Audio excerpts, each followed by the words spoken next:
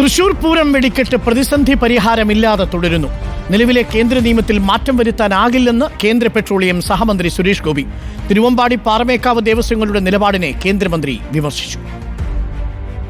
തൃശൂർ പൂരം വെടിക്കെട്ട് വിവാദം തരികിട പരിപാടികളെന്ന് കേന്ദ്രമന്ത്രി സുരേഷ് ഗോപി വിമർശിച്ചു. പൂരം ഗംഭീരമായി തന്നെ നടക്കും. പൂരം അടുക്കുമ്പോൾ ചില തരികിട പരിപാടികൾ മാത്രമാണ് വിവാദങ്ങളെന്ന് സുരേഷ് ഗോപി പറഞ്ഞു. പൂരം എല്ലാം ഗംഭീരമായിട്ട് നടക്കും, നിങ്ങൾ ചർച്ചയാക്കിക്കോളും. ഇതൊക്കെ അതിന് മുമ്പുള്ള ചില തരികിട പരിപാടികൾ മാത്രമാണ്, വേറൊന്നുമില്ല. രാജേഷിനെയും ഗിരീഷിനെയും കേന്ദ്രമന്ത്രിയുടെ മുമ്പിൽ കൊണ്ടുചെന്ന് ഇരുത്തി കൊടുത്തിട്ടുണ്ട്. 2 മണിക്കൂറാണ് ചർച്ച ചെയ്തത്. കാര്യങ്ങളെല്ലാം അവരെ പറഞ്ഞ് മനസ്സിലാക്കിയിട്ടുണ്ട്.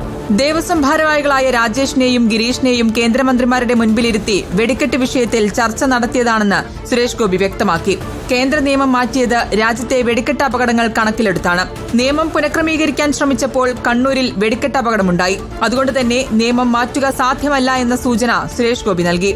എല്ലാ കാര്യങ്ങളും അവരെ പറഞ്ഞ് മനസ്സിലാക്കിയിട്ടുണ്ട്. അവർക്ക് ഇതിനകത്ത് ഒരു കേന്ദ്ര നിയമം മാറ്റുന്നത് ഇന്ത്യയിലെ മുഴുവൻ പ്രദേശങ്ങളിലെയും അപകടങ്ങൾ, നമ്മുടെ ഇവിടുത്തെ തന്നെ പുറ്റിങ്ങൽ വെടിക്കെട്ട് അപകടത്തിൻ്റെ പശ്ചാത്തലത്തിലാണ് ഇത് നടന്നത്.